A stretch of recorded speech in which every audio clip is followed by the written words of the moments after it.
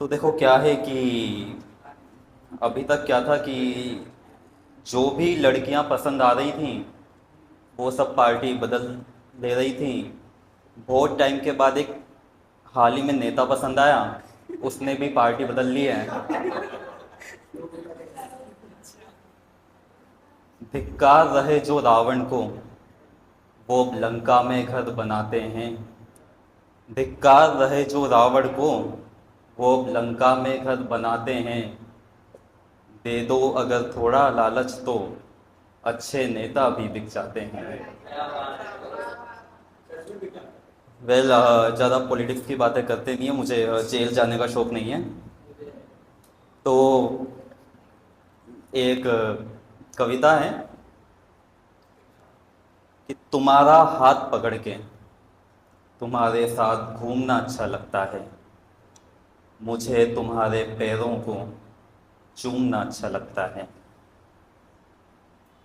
मुझे यकीन है कि तुम्हारे बाद कोई खूबसूरत चीज़ बनी नहीं खुदा से, मुझे ये ख्याल सोचना अच्छा लगता है, मुझे तुम्हारे पैरों को चूमना अच्छा लगता है। मेरी खुश नसीबी है, मेरी खुश नसीबी है, कायनात की सबसे खूबसूरत चीज़ मेरी है। पहले तो सबको ये लगता है ना, कि मेरी खुश नसीबी है, कायनात की सबसे खूबसूरत चीज़ मेरी है। इतना खुश नसीब होना अच्छा लगता है, मुझे तुम्हारे पैरों को चूमना अच्छा लगता है। हैरानी होती है मुझको कि तुम इतनी हसीन कैसे हो। सत्यम, कुछ ऐसा ख्याल तुम्हारा भी था। हैरानी होती है मुझको, तुम इतनी हसीन कैसे हो। इस हैरानी में हंसना अच्छा लगता है, मुझे तुम्हारे पैरों को चूमना अच्छा लगता है। छुपाया ही नहीं जाता तुमसे कुछ, सबसे बड़ी गलती होती है लड़कों की, है ना। वो बता देते हैं, वो है ना, कोई किसी ने तो कहा था, किसी शायर ने कहा था कि ना हम बता देते हैं कि बेबी तुम्हें पता है वो मेरा दोस्त ना, मेरा बेस्ट फ्रेंड, वो तुम्हारे बारे में ऐसा बोलता था कि तुम बेकार हो, पागल है वो। बाद में समझ में आता है कि वही सही बोलता था। कि कहाँ थे हम। छुपाया ही नहीं जाता तुमसे कुछ, तुमको मैं सब कुछ ही बता देता हूँ। तुम्हारे आगे अपने दिल को खोलना अच्छा लगता है, मुझे तुम्हारे पैरों को चूमना अच्छा लगता है। गुरूर भी होता है खुद पर कि तुम्हें मैं मेरा बना पाया। तुम मेरी हो, तुम मेरी हो, ये बोलना अच्छा लगता है, मुझे तुम्हारे पैरों को चूमना अच्छा लगता है।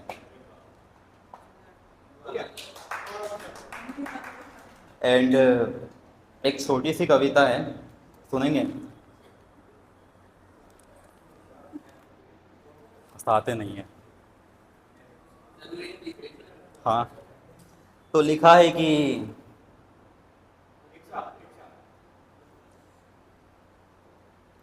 किसी आशिक ने ना दिया जो, किसी आशिक ने ना दिया जो अपनी माशूका को, मैं जान वो किताब लिखूंगा।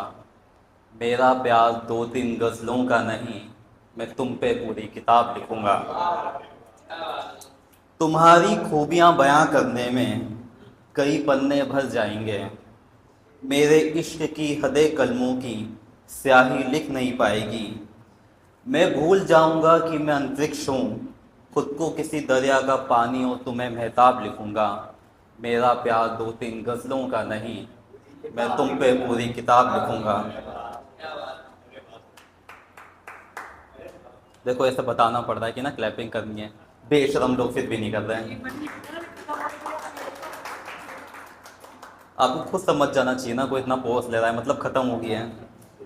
ओके, तो मैं अभी ना ट्रेन में आ रहा था जयपुर से, उसको पता है कहाँ गया वो लंबे बाल वाला, हाँ निखिल। ठीक है, तो बैठे बैठे ना राइटर्स लिखने लग जाते हैं, तो मैं कुछ लिखते हुए आ रहा था, तो अभी अभी का कुछ है अगर आप सुने तो, फिर हम किसी और को बुला लेंगे।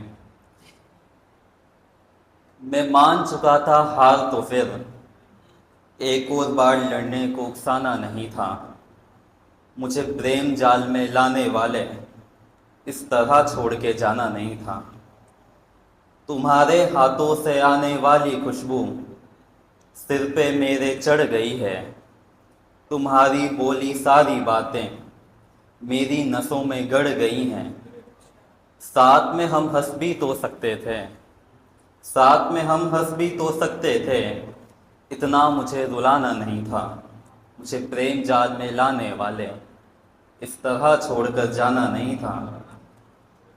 भूल गया है तू तो मुझको, पर मेरे जहन से तू निकलता नहीं है। मुझसे तेरा नंबर डिलीट नहीं होता, एक तू है के फ़ोन करता नहीं है। तुझसे बात ना करने खातिर कितने जतन लगा दिए थे। जिन पन्नों पे शेर लिखे थे उनको दरिया में बहा दिए थे। जिस सड़क पे घर है तेरा उस सड़क से मैं गुजरता नहीं हूँ। अब वक्त कुछ भी है लेकिन तू प्यारा था मुझे, इस बात से मैं मुकरता नहीं हूँ। मुझे झूठा बनाकर तुम्हें भी सच से मुकर जाना नहीं था। मुझे प्रेम जाल में लाने वाले इस तरह छोड़कर जाना नहीं था।